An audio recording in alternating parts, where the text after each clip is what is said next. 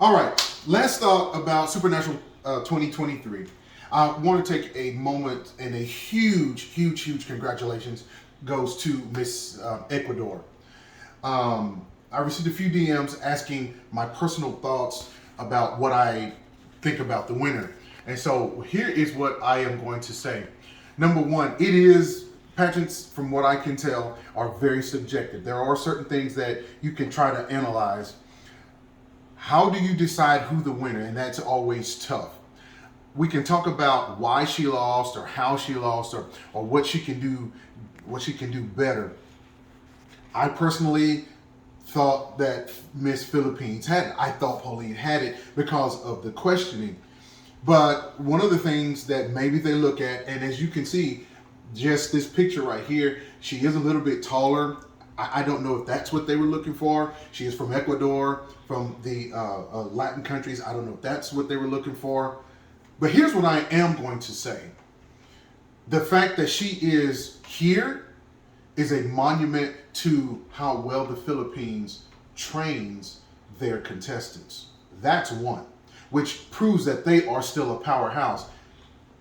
A Philippine has not been in the top 5 in 10 years. That's a whole decade. Yet she managed to make it this far for the win. So I choose to say this. She is paving the way possibly next year or two, for the next Filipina that wants to be here. And who knows, maybe they will take the crown the next time that they are here. But the fact that she got here is absolutely phenomenal. We all know her story. We all know the journey that she has had.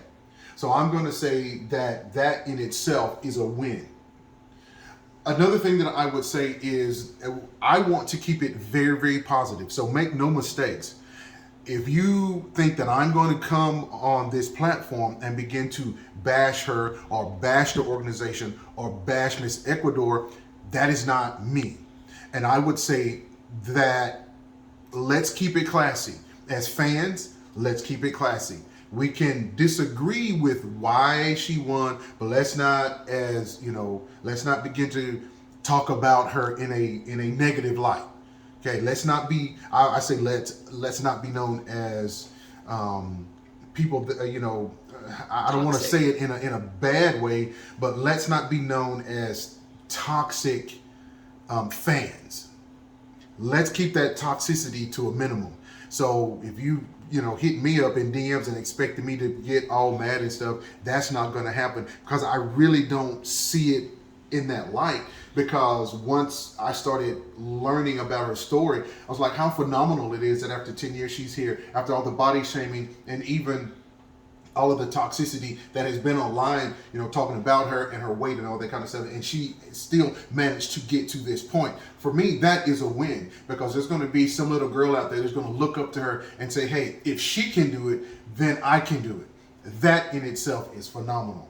And so anybody that's of age and you want to be in a pageant, I would say look to Pauline, look at her journey, look at how far she made it. The train, again, I still say this, Philippines is still a powerhouse. But I think what we need to do, that word that I learned, that bayanihan factor, where we all just come together and be positive.